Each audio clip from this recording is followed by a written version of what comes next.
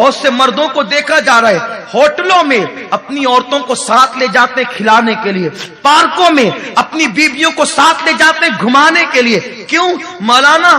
یہ اگر نہیں کریں گے تو عورتیں اندر اندر پک جائے گی. نادان، تیری عورت ہے جو آسمان سے اتری ہے، اسے سرخاب کے پر لگے ہیں. کیا فاطمہ نے گھر میں زندگی نہیں گزاری؟ کیا ماں عائشہ نے گھر میں زندگی نہیں گزاری؟ کیا سیدہ ام سلمہ نے گھر میں زندگی نہیں گزاری؟ ارے تیرے گھر تو اے سی اور پنکھے ہیں. فاطمہ اور عائشہ کے گھر میں تو نہ پنکھے تھے نہ اے سی کا تصور تھا. اس زمانے میں ایجاد بھی نہیں تھی. میرے نبی کے گھر کا حال یہ تھا، اگر ہاتھ اونچا کرے تو چھت کو لگتا تھا. کھجور کی ٹہنیوں کی چھت تھی، مٹی کی دیواریں تھی. وہ عورتیں 24 گھنٹہ اسی میں رہتی تھی. لیکن مجال ہے، مرتبے اتنے بلند تھے کہ سدرا کا مکین بھی اجازت کے بغیر پر نہیں مار سکتا تھا. پہلے اجازت لیتا، اس کے بعد گھر میں آتا. یہ شان تھی ان عورتوں کی. تم نے گھومنے پھرنے کو سب کچھ دے دیا. یاد رکھو، میرے رسول نے فرمایا عورت کے لیے عیادت سے بہتر، میت میں شرکت سے بہتر، تعزیت کی محفل میں جانے سے بہتر اپنے گھر میں رہنا ہے. تعزیت عیادت کیا ہے؟ آقا فرماتے ہیں جب تم بیمار کی عیادت کے لیے جاتے ہو، ہر قدم پر 1 سال کی عبادت کا ثواب ملتا ہے. بیمار کی عیادت کے لیے جاتے ہو، اللہ کی رحمت میں نہاتے ہو، اور جب بیمار کے پاس بیٹھتے ہو اللہ کی رحمت میں گوتا لگاتے ہو. اتنی فضیلت ہے بیمار کی عیادت کی. آقا فرماتے ہیں بیمار کی عیادت سے زیادہ عورت کو گھر میں پردے میں رہنے میں ثواب ملتا ہے. عورت کا حال یہ ہے، عورت سراپا عورت ہے. کاش ہم اپنی بیٹیوں سے موبائل واپس لے لیتے یہ کہہ کر بیٹی تیری خواہش سے زیادہ تیری عزت محترم ہے. انٹرنیٹ پر انہیں بیٹھنے سے منع کر دیا جاتا، بیٹی انٹرنیٹ پر تیری خواہش سے زیادہ تیری آبرو محترم ہے. میرے پیارے آقا علیہ السلام کے پیارے دیوانوں، بس اپنی گفتگو کو اختتام کی طرف لے جاتے ہوئے عرض کروں، اللہ اکبر. یاد رکھیں زندگی میں میری بہنوں کیسا بھی موڑ آ جائے، کیسا بھی وقت آ جائے، کبھی پاک دامنی کا دامن نہ چھوڑنا، کبھی حیا کا دامن نہ چھوڑنا. کتنی بھی مصیبت آ جائے، کتنی بھی پریشانی آ جائے، سب کچھ برداشت کر لینا، لیکن آبرو کو لٹنے نہ دینا. سب سے قیمتی سرمایہ تمہاری آبرو ہے، تمہاری عزت ہے. میرے اللہ نے تمہیں کعبے سے بلند کیا ہے، کعبے کی عزت سے زیادہ تمہاری عزت کر دی ہے. میری بہن تیرے قدموں میں میرے اللہ نے جنت سمیٹ کر رکھ دی ہے. میرے نبی نے فرمایا الجنت تحت اقدام الامہات، جنت تمہارے ماؤں کے قدموں کے نیچے ہے، تمہارے قدموں میں جنت سمٹ آئی ہے. میری بہن تو وہ ہے. سیدی اعلی حضرت فرماتے ہیں جب دلہن گھر میں آئے اس کے پیروں کو دھو لو اور دھو کر کے گھر میں چھینٹے دے دو. جب تک وہ دلہن تمہارے گھر میں رہے گی اللہ کی رحمتوں کا اور برکتوں کا نزول ہوتا رہے گا. اے عورت تیرے پیر کتنے محترم ہیں، دھل لیے جائیں تو تیری زندگی بھر گھر میں برکتوں کا رحمتوں کا نزول ہو. عورت تو نے اپنے مقام کو نہیں سمجھا، تو نے اپنے مرتبے کو نہیں سمجھا. بتوں کی پجارن عورتوں کو دیکھ کر، ناچنے والی سیریلوں کی عورتوں کو دیکھ کر تو نے فاطمہ کا کردار بھلا دیا. ارے تو فاطمہ کی کنیز ہے جس کے قدموں میں جنت ہو. وہ کسی کی آبرو پر، کسی کی دولت پر اپنی آبرو کا سودا کر لے. یہ تیری عظمت نہیں، یہ تیرا کردار نہیں. خدا کی عزت و جلال کی قسم، پوری دنیا کے محلات ایک طرف، پوری دنیا کے زیور ایک طرف، پوری دنیا کی دولت ایک طرف، ایک مسلمان بیٹی کی عزت ایک طرف. آپ کو پتا ہے یہ مومن بچیوں کی عزت ہے. دنیا تمہاری تعظیم نہیں کرے گی اگر تم اپنے آپ کا احترام نہ کرو، تم اپنے آپ کی تعظیم نہ کرو. ایک واقعہ کرنا چاہتا تھا اختتام پر اور گفتگو سمیٹنا چاہتا ہوں. امام یافعی رحمت اللہ تعالی علیہ ایک واقعہ اپنی کتاب میں لکھتے ہیں، بڑی مشہور بات ہے اور دل کے کانوں سے میری مائیں اور بہنیں سنیں. اللہ اکبر. حالات آتے ہیں بڑے خطرناک آتے ہیں، اللہ آزماتا بھی ہے، آزمائش بھی ہوتی ہے، لیکن یاد رکھیے ہمیں استقامت کا پہاڑ بننا ہوگا. دنیا چند دن کی ہے، 3 بار پیٹ بھر کے کھانے والا بھی مر جاتا ہے، بھوکے رہنے والے کو بھی موت آتی ہے. محل میں رہنے والا بھی مر جائے گا، جھوپڑے میں رہنے والے کو بھی موت آتی ہے، زیور پہننے والی بھی مر جائے گی، بغیر زیور کے پیون والی زندگی گزارنے والے کو بھی موت آتی ہے، لیکن محل اور جھوپڑے والا سب کو کفن ہی پہنایا جاتا ہے۔ ایسا نہیں کہ زیور والی کو زیور کے ساتھ دفن کیا جائے گا، ایسا نہیں ہے۔ محل والے کو محل کے اندر دفن کیا جائے گا، ایسا نہیں ہے۔ جہاں محل میں رہنے والی کی قبر ہوگی وہیں پر جھوپڑے میں رہنے والی کی قبر بھی ہوگی۔ فرق اتنا ہوگا، جس نے مولا کو منا لیا ہوگا اس کی قبر جنت کے باغوں میں سے ایک باغ ہوگی، جس نے اپنی دامن کی عصمت کی حفاظت کی ہوگی اس کی قبر جنت کے باغوں میں سے ایک باغ ہوگی، اور جس نے جسم کی نمائش کی ہوگی شوہر کا محل ہوگا لیکن اندر بلکتی ہوگی۔ اور میری بہنوں ایک بات تمہیں بتا دوں، مالدار شوہر پر اترانا نہیں، زیور پر اترانا نہیں۔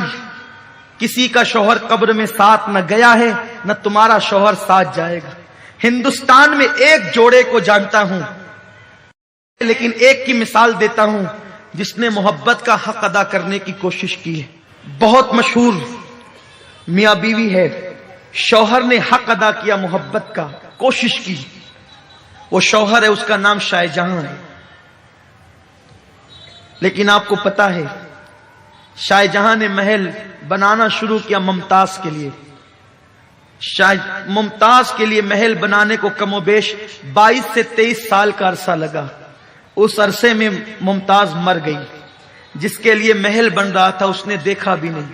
لیکن حیرت ہوتی ہے، جو بیوی کے لیے تاج محل بنا ہے اتنا بڑا، اس زمانے میں جب تاج محل بنانے کی بات انجینئر سے کی تھی شاہ جہاں نے، اور اس نے ایک دم اخلاص کے ساتھ اپنی بیوی کے لیے بنانے کا ارادہ کیا تھا، تو انجینئر سے کہا تھا کہ کتنا بجٹ ہوگا، تو روزانہ کئی اشرفیوں کے تھیلیاں، بڑے بڑے تھیلے لے جاتا اور لے جا کر کے دریا میں ڈال دیتا، دریا میں ڈال دیتا، دریا میں ڈال دیتا۔ کسی نے آ کے شاہ جہاں کا پیسے لے جا کے دریا میں ڈال دیتا ہے، شاہ جہاں نے پکڑا، کیا ہے میری دولت کو پانی سمجھا ہے؟ دریا میں ڈال دیتا ہے۔ نہیں، پانی نہیں سمجھا، بتانا اتنا چاہتا ہوں میں نے تو آپ کے پیسے چھپا کے رکھے، کنکر اس تھیلی میں بھر کے ڈالتا تھا تاکہ آپ کو احساس ہو جائے جیسے دریا میں یہ ڈال رہا ہوں نا کنکر پیسے کی شکل میں، ایسے ہی دریا میں پیسے ڈالنے پڑیں گے جب تاج کھڑا ہوگا۔ اور 23 سال یا 22 سال کی قلیل مدت میں تاج بنا۔ آج بھی لوگ اس کو ملکوں سے دیکھنے آتے ہیں، لیکن مجھے بس ایک عبرت کی بات، جب میں گیا شاہ جہاں کے قدموں میں کھڑا ہوا، ممتاز کے قدموں میں، شاہ جہاں کے قدموں میں، اس نیت کے ساتھ ایک مجدد کی ماں ہے، ایک مجدد کا باپ ہے، نیک لوگ ہیں، لیکن پھر بھی بادشاہ تھا، بیوی کے لیے ممتاز کا سنگھار اتنا تھا، میری قوم کی بچیوں کو نہیں پتا، دودھ سے اسے لڑکیاں نہلاتی تھی۔ ممتاز کی تاریخ یہ ہے، ہر دن اس کے لیے نئے حوض ہوتے تھے دودھ کے، اور جب وہ گھر سے باہر نکلتی تھی تو صدف کے اندر جو موتی پیدا ہوتا ہے سمندر میں، وہ موتی اس کے بالوں بال پروئے جاتے تھے۔ میں چیلنج کرتا ہوں، مجھے معاف کرنا بھاؤ نگر کے مالداروں، کتنے بھی مالدار ہو، اپنی بیوی کو وہ سنگھار نہیں دے سکتے جو شاہ جہاں نے دیا تھا۔ لیکن حیرت کی بات یہ ہے، بہت معمولی سی بیماری ممتاز کو آئی، اور جلگاؤں جائے موت ایک علاقہ، اس کا نام جلگاؤں تھا، وہ جلگاؤں نہیں جہاں پر جو ضلع ہے وہ جلگاؤں نہیں، اس سے قریب میں ایک علاقہ دیہات چھوٹا سا جلگاؤں، تو وہاں پر بہت بڑا طبیب رہتا تھا، بادشاہ ممتاز کو وہاں لے گیا، وہیں بہت معمولی سی بیماری میں اس کو موت آ گئی، آخری ہچکی لی اور اس کا انتقال ہو گیا۔ اس کے بعد اس گاؤں کا نام جائے موت رکھ دیا گیا، موت کی جگہ۔ پھر برہان پور میں آؤ خانہ بنایا گیا اور مسالے لگا کر ممتاز کو رکھا گیا کہ جب تاج محل بنے گا تو اس وقت تو اس کو جو ہے وہاں رکھا جائے گا۔ حیرت ہوتی ہے، جو بیوی کے لیے تاج محل بناتا تھا، جائے موت تک کے علاج کرنے کے لیے لے گیا تھا، مسالے لگا کر کے آؤ خانے میں رکھا تھا، ابھی بیوی کو دفن ہونے میں برسوں بچے تھے، شاہ جہاں نے فیصلہ کیا کہ مجھے دوسری بیوی کے ساتھ شادی کرنی۔ لوگ حیرت زدہ تھے کہ جب تک جسم میں روح تھی اسی کی خوشی کے لیے تاج محل بن رہا تھا، ابھی اسے قبر کے اندر بھی نہیں سلایا، ابھی تدفین दफین को बरसों बाकी है, ताजमहल बनेगा तब ये दफन होगी। लेकिन बादशाह ने फैसला किया कि दूसरी शादी करनी है। और आपको यह भी हैरत होगी कि अभी मुमताज दफन भी नहीं हुई थी मेरी बहनों, कि शाहजहां के घर में दूसरी बीवी आ चुकी। बीवी नहीं बल्कि बीबियां आ चुकी थी। तुमने किससे दिल लगाया है? शौहर का हक अदा करो, लेकिन यह नहीं कि अल्लाह को भूल जाओ। महलों में रहो तो कब्र को भूल जाओ, यह नहीं होना चाहिए। जिंदगी में मराहिल आते हैं, दिल किसी से न लगाओ, दिल लगाना है तो महबूब खुदा से लगाओ। हकीकत में मोहब्बत पैदा करना है, हबीब खुदा से मोहब्बत पैदा करो, वो मोहब्बत कब्र में भी काम आएगी। तो अल मुख्तसर, बहुत मुख्तसर अर्ज करूंगा शॉर्ट पर। इमाम याफी फरमाते हैं, दो दोस्त थे, आपस में मोहब्बत थी, प्यार था, उल्फत थी, लेकिन इतनी गहरी दोस्ती कि एक से दूसरे का राज पोशीदा न था। एक दोस्त की कैफियत और पोजीशन ये थी कि वो अपने हाथ को आग के अंदर डाल देता तो आग उसके हाथ पे असर नहीं करती, आग का कोई असर उसके हाथ पे नहीं होता। दोस्त ने पूछ लिया, यार ये बता, तू आग के अंदर जलते हुए अंगारों में हाथ डाल लेता है, लेकिन आग तेरे हाथ पे असर क्यों नहीं करती, वजह क्या है? दोस्त ने कहा, यार बड़ी तवील दास्तान है, फिर कभी सुनाएंगे। उसने कहा, नहीं, ये क्या दोस्ती है कि दोस्त भी बनाता है, राज भी छुपाता है। दोस्त तो वो नहीं होता जिससे राज छुपते हैं, दोस्त तो वो होता है जिसके सामने कोई राज ही नहीं रहता। बताना भाई क्या बात है? तो उसने बताया, देख तुझे मालूम है कि मैं मालदार हूं, मैं पहले भी मालदार था, मेरा बाप भी मालदार था। हुआ ये कि मैंने जवानी की दहलीज पे कदम रखा और मैं खूबसूरत भी, अल्लाह ने मुझे हुस्न भी दिया, जवानी भी, ताकत और कुव्वत सब दी। तो फिर हुआ यूं कि एक रात, एक शब, मैं गर्मी के मौसम में अपनी टेरिस पर, अपने बाला खाने पर टहलने के लिए रात को गया था। तो मैंने क्या देखा कि मेरे सामने वाले घर में, उसके टेरिस पर, उसके बाला खाने पर एक खूबसूरत लड़की टहल रही है। उसका चेहरा चांद में ऐसा चमकता नजर आया कि मैं दिल दे बैठा, उससे प्यार हो गया। मैंने उसको कहा, ए लड़की, मैं तेरे कदमों में दौलत का अंबार लगा दूंगा, बस मैं जो चाहता हूं तू कर ले। लड़की ने मेरी एक न सुनी। दिन गुजरते गए, रात गुजरती गई, जिंदगी तमाम होती गई। हालांकि ये हुआ कि मैंने कोई दिन कसर न छोड़ी, कोई रात कसर न छोड़ी। मैं मिलने की कोशिश करता, दौलत की लालच देता, माल की लालच देता, हर चीज की मैंने लालच दी, लेकिन वो लड़की तस से मस न हुई। उसने मेरी एक न सुनी, इसलिए कि वो बेटी की परवरिश मुस्तफा करीम सल्लल्लाहु अलैहि वसल्लम की तालीमात के साये में हुई थी। वह पाकीज़ा माहौल था उसके घर का। ये हुआ कि चंद दिनों के बाद उसकी शादी हो गई किसी घराने में। इत्तेफाक से उस लड़की की शादी एक गरीब और मजदूर घराने में हुई। और फिर यह हुआ कि अल्लाह अकबर, वो माँ भी बन गई, बल्कि उसके 3 बच्चे हो गए। एक वक्त वो आया कि हमारे इलाके में कहत साली छा गई, कहत का जमाना आ गया। और जब कहत का जमाना आया तो फिर मेरे बाप ने मुझसे कहा, बेटे इस वक्त गरीब बेचारे भूखे मर रहे हैं, गरीब बेचैन और बेकरार है, एक काम कर कि तू ये अनाज जो है वो गरीबों में तकसीम कर, खाने पीने की चीजें गरीबों के हवाले कर, ताकि उनको परेशानियों से निजात मिले, उन्हें तकलीफों से निजात मिले। कहता है वो जवान, ए भाई मैं बैठा हुआ था और लोगों को अनाज और खाने पीने की अशिया तकसीम कर रहा था।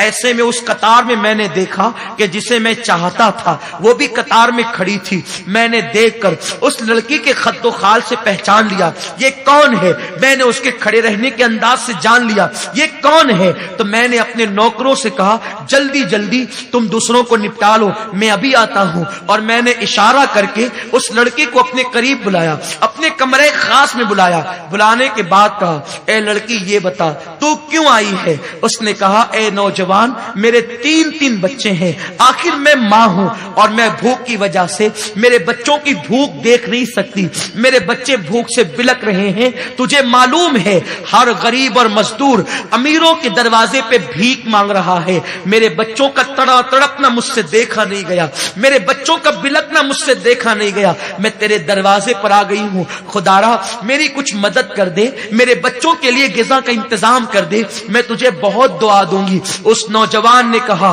میرے دل میں خیال آیا آج یہ مجبور ہو کر کے آئی ہے، میں اس کی مجبوری کا بھرپور فائدہ اٹھاؤں گا۔ میں نے کہا اے لڑکی میں تیرے قدموں میں دولت کا انبار لگا دوں گا، کھانے پینے کی اشیاء کا انبار تیرے قدموں میں لگا دوں گا، تو جو کہے گی تیری ہر ایک سنی جائے گی، بس اتنی سی شرط ہے کہ تو میری اس خواہش کو پورا کر دے جو پہلے دن میں نے رکھی تھی، یعنی کہ اس نوجوان نے اس لڑکی کو زنا کی دعوت دی۔ اب میں اپنی بہنوں سے پوچھتا ہوں اور آپ سے بھی پوچھتا ہوں، آپ مجھے بتائیں ایک طرف تین بچوں کی زندگی ہو اور دوسری طرف عورت کی آبرو ہو، ایک ماں کا فیصلہ کیا ہوگا؟ دیکھو ماں کا فیصلہ ایک الگ چیز ہے، ماں ہے، ماں کی ممتا بڑی جدا چیز ہے، ماں کی ممتا بڑی عجیب چیز ہے۔ اللہ نے کائنات میں کسی کو وہ دل ہی نہیں دیا، اللہ نے جو دل ماں کو عطا کیا ہے، ماں وہ ہے جو 9 مہینے پیٹ میں رکھتی ہے، ماں وہ ہے جو 2 سال تک کے اپنا خون جگر پلا کر اپنے بچوں کو دودھ پلا کر انہیں کھڑے ہونے کے قابل بناتی ہے، ماں وہ ہے جو اپنا شباب اپنے بچوں کے سینے میں انڈیل دیتی ہے، ماں وہ ہے جو بچے کے گیلے پیشاب پر سردیوں کے موسم میں سوتی ہے، ماں وہ ہے جو خود روتی ہے لیکن اولاد کی آنکھ میں آنسو نہیں دیکھ سکتی، ماں وہ ہے جس کو خدا نے وہ مرتبے دیے ہیں کہ اللہ اکبر، میرے رسول نے فرمایا اگر تمہیں جاننا ہے اللہ راضی ہے کہ ناراض، جا کے دیکھ لے ماں راضی ہے تو خدا بھی راضی ہے، ماں ناراض ہے خدا بھی ناراض ہے، ماں وہ ہے جس کی مثال نہیں، ماں وہ ہے جس کی مثل نہیں۔ ایک بات بڑھ کر کے کہہ کر عنوان ختم کر دوں، دوسرا خدا نہیں ہو سکتا۔ اس جملے کو گانٹھ باندھ لیجئے، ماں کی فضیلت پر اس سے بڑا جملہ میرے پاس ہے نہیں۔ جس طرح دوسرا خدا نہیں ہو سکتا اس طرح دوسری ماں نہیں ہو سکتی، بس ختم۔ باپ کی دوسری بیوی کو دوسری ماں کہتے ہیں، میں اس کی عظمت پہ قربان، لیکن ایک بات بتا دوں، ماں ہوتی ہے۔ اب یہ نہیں کہ آپ کی اگر کسی کی دوسری ماں ہو تو وہ شک کرے، نہیں، وہ اس کا احترام کرے، باپ کی بیوی ہے، لیکن ماں ہوتی۔ ایک بچے کی ماں مر گئی، انتقال ہو گیا۔ آپ میں سے بھی کچھ ایسے ہوں گے جن کے سر سے ماں کا سایہ اٹھ گیا ہوگا۔ جب ماں کا سایہ اٹھتا ہے نا تو کلیم کو بھی کہا جاتا ہے، موسیٰ علیہ السلام کو، موسیٰ ذرا سنبھل کر آنا۔ ماں کا سایہ اٹھتا ہے تو موسیٰ کو بھی کہا جاتا ہے ذرا سنبھل کر آنا۔ کہتے ہیں کلیم اللہ پہلی بار تو نہیں آتا، آج سنبھلنے کا حکم کیوں ہے؟ کہا موسیٰ کل تک تیری ماں زندہ تھی نا، تو نکلتا تھا تو آنچل پسار کے دعا کرتی تھی، اللہ میرے موسیٰ کی حفاظت فرما۔ اب ماں چلی گئی ہے دنیا سے، تیرے پیچھے کوئی دعا کرنے والا نہیں ہے، کلیم ذرا سنبھل کر آنا۔ ماں یہ ہے۔ ایک بچے کی ماں کا انتقال ہو گیا، ماں مر گئی، باپ نے دوسری بیوی کی۔ ایک دن چھوٹا سا بچہ معصومیت کے ساتھ باپ کے سامنے بیٹھا ہے، داغ یتیمی لے کر۔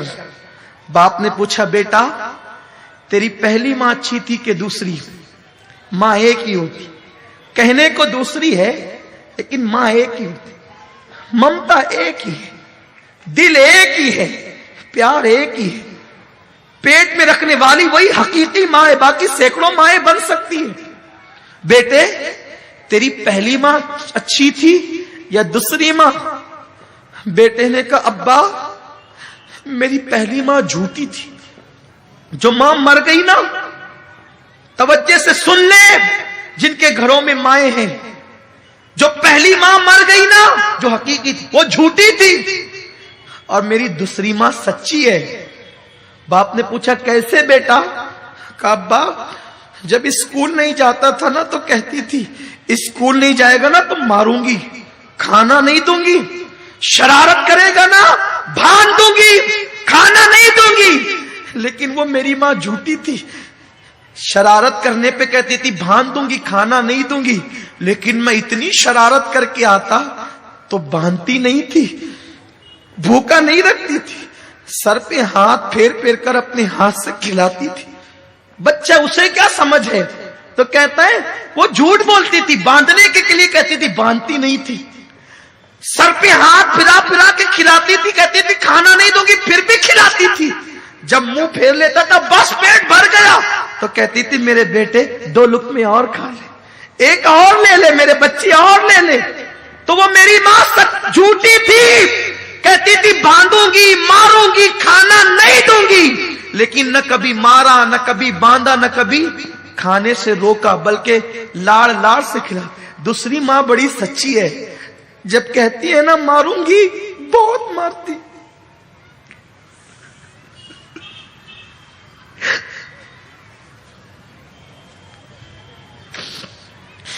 اللہم صلی علی سیدنا و مولانا محمد و آل محمد۔ دوسری ماں بڑی سچی ہے، کہتی ہے نا ماروں گی تو بہت مارتی ہے، کہتی ہے نا کھانا نہیں دوں گی تو پھر دن دن بھر بھوکا رہتا ہوں، کھانا نہیں دیتی۔ ابا دونوں ماؤں میں فرق یہی ہے، وہ جھوٹی تھی، یہ سچی ہے، وہ انتقال کر گئی، یہ موجود ہے۔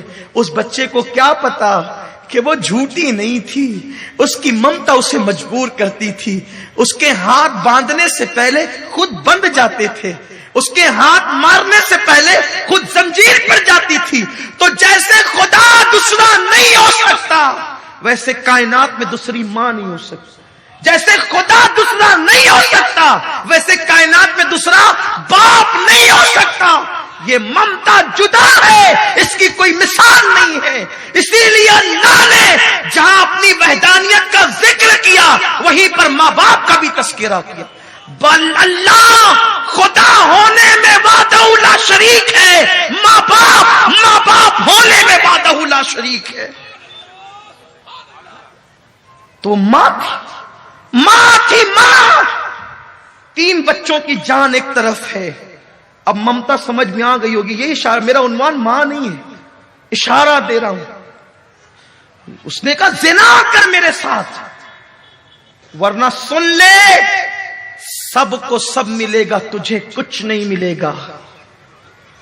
اس نے کہا اللہ سے ڈر، اللہ نے تجھے دولت دی ہے، زنا مت کر، لذت کے لیے گناہ مت کر، لذت چلی جائے گی، گناہ باقی رہ جائے گا۔ اس نے کہا یا زنا کر یا چلی جا۔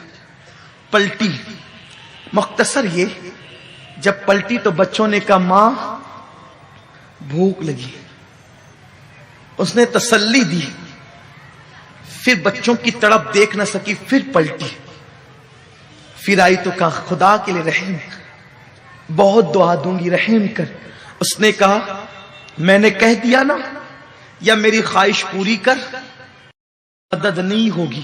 وہ سوچتا تھا کہ یہ ماں ہے، ممتا کی ماری ہے، یہ جو ہے وہ آخر سمجھوتا کر لے گی اپنی فکر سے، لیکن وہ کیا عورتیں تھیں۔ ممتا اپنی جگہ ہے، لیکن غیرت اس سے بڑھ کر ان کے پاس تھی، حیا اس سے بڑھ کر ان کے پاس تھی۔ جب پھر لوٹی تیسری بار تو بچوں میں سے کسی نے کہا ماں یا تو ہمارا گلا گھونٹ کر مار ڈال یا ہمارے کھانے کا انتظام کر۔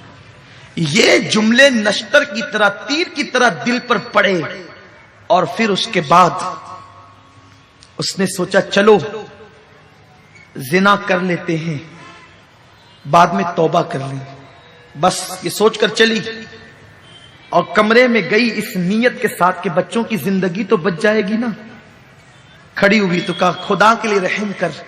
اس نے کہا میں نے کہہ دیا نا، تو میری خواہش پوری کر دے، ہر خواہش میں تیری پوری کر دوں گا۔ جیسے ہی منہ سے جملہ نکلنے والا تھا کہ ٹھیک ہے میں تیار ہوں، دل کے اندر کا خوف خدا اس کے ضمیر کو جھنجھوڑتا ہے، اور اس کے ذہن میں ایک بات آتی ہے کہ رسول اللہ کا فرمان ہے جو اللہ سے ڈر کر گناہ چھوڑ دے اللہ اسے ایسی جگہ سے روزی دیتا ہے جہاں اس کا گمان بھی نہیں جاتا. اور پھر کیا ضروری ہے کہ بچوں کو غذا مل جائے گی تو وہ نہیں مریں گے؟ بھوکا ہی مرتا ہے، کوئی ضروری نہیں ہے. پیٹ بھر کھانے والا بھی تو مر جاتا ہے. تو اس نے کہا اے نوجوان سن لے، اپنے ایک ایک بچے کو تڑپ تڑپ کر مرتا تو دیکھ لوں گی، لیکن کبھی اپنے اللہ کی نافرمانی نہیں کروں گی. دامن غیرت پر کبھی زنا کا دھبا لگنے نہیں دوں گی، اور اب کی بات میں واپس بھی نہیں آؤں گی. یہ کہہ کر کے پلٹی ہے اور سنت فاطمی گھر جا کر یوں ادا کرتے، بیٹو انتظار کرو ابھی کھانا آتا ہے. مصلی بچھایا، پیشانی کو سجدے میں رکھا. اللہ تو نے چونچ دیا ہے، تو دانا بھی دے گا. میرے کریم میرے بچوں کے لیے کھانے کا انتظام کر دے. جملے مکمل نہ ہوئے تھے، دروازے پہ دستک ہوئی. سر اٹھا کر کے دروازہ کھولا. وہ جوان کھڑا تھا، اس کے ساتھ اور بھی اس کے نوکر تھے. لڑکی نے گرج کر پوچھا اب کیوں آیا ہے؟ کہا مجھے معاف کر دے. جب تو غریب ہو کر اللہ سے اتنا ڈرتی ہے، زنا نہیں کرتی، برائی نہیں کرتی، مجھے مالدار ہو کر اللہ سے کتنا ڈرنا چاہیے. آج کے بعد میرا دل بدل چکا ہے. اب تو کیا، میں کسی عورت کو بری نظر سے نہیں دیکھوں گا. میری بہن لے اور یہ تحفہ قبول کر لے. آج کے بعد میں تجھے بہن کہتا ہوں. لڑکی نے کہا رک جا. پھر سجدہ کیا شکر کا اور دعا کی اللہ اگر یہ اپنے قول میں سچا ہے تو اس پر دنیا کی اور جہنم کی دونوں آگ کو حرام کر دے. وہ جوان اپنے دوست سے کہتا ہے اللہ سے ڈرنے والی اس لڑکی کی دعا کا اثر ہے کہ میں دنیا کی آگ میں ہاتھ ڈالتا ہوں تو آگ میرے ہاتھ پہ اثر نہیں کرتی. امید ہے کہ جہنم کی آگ بھی مجھ پہ اثر نہیں کرے گی. عورت اگر سمجھ جائے اللہ سے ڈر کر اپنے دامن کو گناہ سے بچا لے، اس کی دعا میں اتنی تاثیر ہے. جس کے لیے دعا کر دے اس پر دنیا اور آخرت کی جہنم آگ حرام ہو جائے، جہنم اور دنیا کی آگ حرام ہو جائے. اے میری قوم کی بیٹیوں، تم بہت بڑی ذمہ دار ہو. اٹھو، عزم کرو، سیدہ فاطمہ کی کنیز بنو، ماں عائشہ کی کنیز بنو. کردار ام سلمہ کو زندہ کر دو، کردار زینب کو زندہ کر دو، ام کلثوم کا کردار یاد دلا دو، سکینہ کی یادیں تازہ کر دو. جو تمہیں دیکھے پکار اٹھے. جب 14.5 صدیاں بعد کی بیٹیوں کی یہ شان ہے تو نبی کی بیٹی سیدہ فاطمہ کی کیا شان ہوگی. چھوڑ دو موبائل کو، چھوڑ دو انٹرنیٹ کو، گندی تصویروں کا دیکھنا چھوڑ دو، سنیما میں جانا چھوڑ دو، انٹرنیٹ پر بیٹھنا چھوڑ دو، باریک اور پتلے لباس چھوڑ دو اور اللہ کی بارگاہ میں سچی توبہ کر لو. اس سے پہلے کہ موت کا فرشتہ آ کر کہے چل، تم پہلے ہی لوٹ جاؤ اللہ کی طرف. توبہ کر لو رب کی بارگاہ میں، تہجد گزار بن جاؤ، باوضو رہنے کی عادت ڈالو، روزانہ تلاوت قرآن مقدس کرو. اور مالدار بننا ہے نا، کوئی بڑی بات نہیں مالدار بننا. روزانہ سورہ واقعہ کی تلاوت عشاء کے بعد شروع کر دو اور 450 مرتبہ حسبنا اللہ و نعم الوکیل پڑھو. اللہ کی عزت کی قسم مال چل کر نہ آئے تو پھر دامن پکڑ لینا. یقین تو پیدا کرو. جو زبان جھوٹ بولتی ہے اس پہ وظیفے کیا اثر کریں گے؟ جن کے گھروں میں قرآن تاک کی زینت بنا ہوا ہے اس پہ تعویذ کیا اثر کریں گے؟ بدلو، اپنے کردار کو بدلو، سچی توبہ کرو اور اپنی زندگی کو بدلو. سنی دعوت اسلامی کا اجتماع زندگیوں کو بدلنے کا اجتماع ہے، زندگیوں کی تبدیلی کا اجتماع ہے. جو کچھ ہوا اس سے توبہ کرو. ابھی ہم دعا کریں گے، سچی توبہ آپ بھی کریں گے، ہم بھی. آپ یہ نہ سمجھنا کہ صرف آپ گنہگار ہیں، آپ سے بڑے گنہگار مجرم ہم لوگ ہیں. ہم بھی توبہ کریں گے، آپ بھی توبہ کریں. دنیا میں کوئی بندہ یہ نہیں کہہ سکتا اس دور میں نے گناہ نہیں کیے. اپنے آپ کو بے گناہ سمجھنا ہی سب سے بڑا گناہ ہے. تو میری بہنوں، ہم بھی کریں گے، آپ بھی. جب ہم جیسے مجرموں کو عزت مل سکتی ہے توبہ کی برکت سے تو آپ کو کیوں نہیں ملے گی؟ آپ بھی توبہ کرو،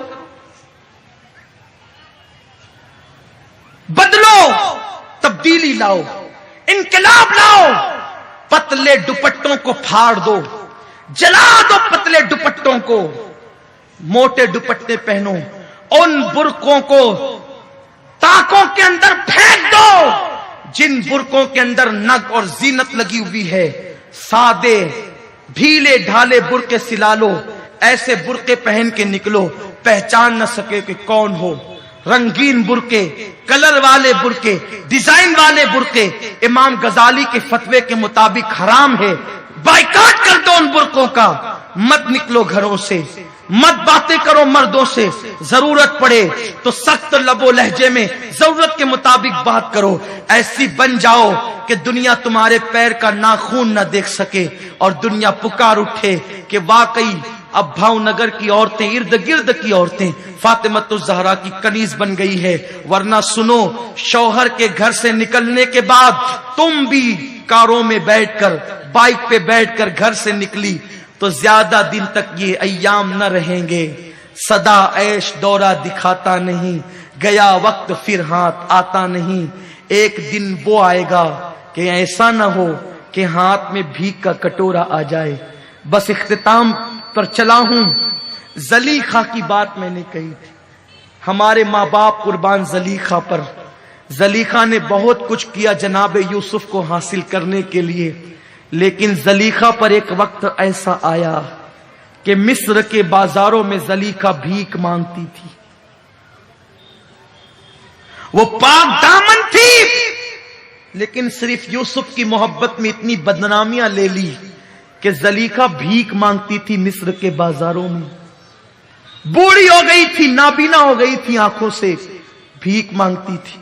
मेरी बहनों, अगर थोड़ा सा नापसंदीदा अमल बल्कि खता इज्तिहादी अगर जलीखा से यूसुफ अलैहिस्सलाम के हवाले से हो जाए तो उसके हाथ में भीख का कटोरा आ जाता है।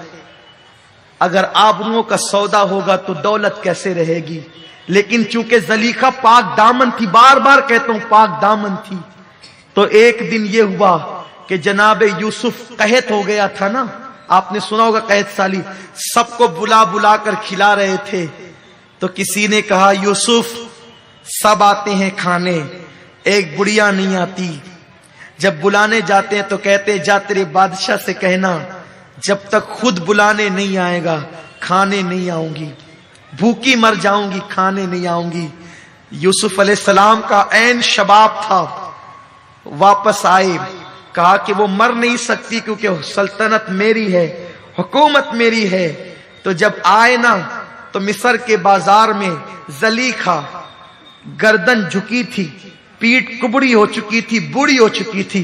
कल तक जो जलीखा अजीज मिस्र की बीवी थी, खूबसूरत थी, लेकिन एक दूसरे जवान से दिल लगा लिया था, खता इज्तिहादी की थी, आज बूढ़ी हो गई थी, कोई देखने वाला नहीं था, पीठ झुक चुकी थी, भीख मांग रही थी। यूसुफ गए और बुढ़िया से कहा, ओ बड़ी बी तू आती क्यों नहीं है खाने का, कौन है तू? कहा मैं यूसुफ हूं, मिस्र का बादशाह हूं। आंखें नाबीना थी, रो कर कहती है यूसुफ तेरे लिए मेरा ये हाल हुआ, तूने पहचाना मैं कौन हूं? यूसुफ अलैहिस्सलाम कहते हैं मैंने नहीं पहचाना, बड़ी भी तू कौन है? कहा भूल गया जलीखा को? कहा आप ही जलीखा है? कहा हाँ, मेरा शौहर मर गया, भीख का कटोरा हाथ में आ गया। यूसुफ अलैहिस्सलाम को प्यार आ गया, जिब्रील आया, अर्ज किया ऐ यूसुफ अल्लाह की मर्जी है कि आप इसके लिए दुआ करें कि इसकी आंख लौट आए। दुआ की आंख लौट गई। यूसुफ को देखा, दिल ठंडा हुआ, हाय यूसुफ मेरे सामने है। तो जनाब यूसुफ ने कहा मेरा अल्लाह हुक्म देता है कि मैं तेरे साथ निकाह कर लूं। कल तक नाजायज मोहब्बत की तूने दावत दी थी जब तेरा शौहर था, तेरे साथ निकाह जायज नहीं था, अब निकाह मैं तेरे साथ करना चाहता हूं। जलीखा ने कहा यूसुफ रहने दो, अब रहने दो। तो कहा ये अल्लाह का हुक्म है। कहा यूसुफ तू जवान है, मैं बुढ़िया हूं। सजदे, सर को सजदे में रखा यूसुफ अलैहिस्सलाम ने, दुआ की। इमाम गजाली फरमाते हैं दुआ की तो अल्लाह ने बूढ़ी जलीखा को फिर से शबाब अता कर दिया और फिर शादी हो गई। तो रात को बुलाते तो दिन का वादा करती, दिन को बुलाते तो रात का वादा करती। यूसुफ ने कहा वाह जलीखा, एक दिन वो था कि मेरे लिए दरवाजे बंद करके लुभाती थी, आज बुलाता हूं तो आती नहीं है, बस توجہ سے اس جملے کو سن لے زلیخا کا. کہا کہ اس وقت تو زنا کے لیے، توجہ، اس وقت تو زنا کے لیے 7 کمروں میں تالے لگا کے بلاتی تھی، لبھاتی تھی، عورتوں کی انگلیاں کٹواتی تھی، مجھے جیل تک بھجوا دیا. اب نکاح ہو گیا، جائز طور پہ بلاتا ہوں، دن کو بلاتا ہوں تو رات کا وعدہ، رات کو بلاتا ہوں تو دن کا وعدہ، کیوں نہیں آتی؟ جواب دیا زلیخا نے، جب تک دل میں یار نہ بسا تھا تو تیری محبت میں گرفتار تھی، اب جو یار کے جلوے بس گئے تو اب کوئی چاہیے ہی نہیں. یہ مقام پر پہنچتا ہے بندہ جب خدا کا جلوہ، اس کے محبوب کی محبت دل میں بستی ہے. لیکن چونکہ ابھی تک زلیخا نے توحید کا مزہ نہ چکھا تھا تو یوسف علیہ السلام کو زنا کی دعوت دیتی تھی. تو اس لیے اللہ کی محبت دلوں میں پیدا کرو، خدا کا خوف، اس کے محبوب کی محبت، سچی توبہ کرو، دل خودی گناہوں سے اچاٹ ہو جائے گا، گناہ کی محبت دلوں سے نکل جائے گی. اللہ پاک مجھے آپ سب کو توفیق عطا فرمائے. دوران گفتگو اگر کوئی غلطی ہو تو اللہ معاف فرمائے. کوئی بہن اٹھ کر کے نہیں جائے گی. اب اصل وقت آتا ہے مانگنے کا، اب اصل وقت آتا ہے توبہ کا. اے آنسو بہانے والی میری بہنوں، سب کے لیے آنسو بہائی ہو، اب اپنے گناہ پر بھی آنسو بہا لو، زندگی میں انقلاب آ جائے گا. میں آپ سب کا شکریہ ادا کرتا ہوں، بہت خاموشی سے آپ نے فقیر کے بیان کو سماعت کیا. اللہ آپ کو جزائے خیر عطا فرمائے. وما علینا الا البلاغ. السلام علیکم ورحمۃ اللہ. میں رسالت کے پروانوں ہر سنیچر کو بعد نماز عشاء سنی دعوت اسلامی کے عالمی مرکز اسماعیل حبیب مسجد میں سنی اجتماع ہوتا ہے. آپ حضرات پابندی کے ساتھ اس میں شرکت فرمائیں. سنی دعوت اسلامی کی ویب سائٹ سنی دعوت اسلامی .net پر وزٹ کریں اور بہت ساری دینی معلومات حاصل کریں.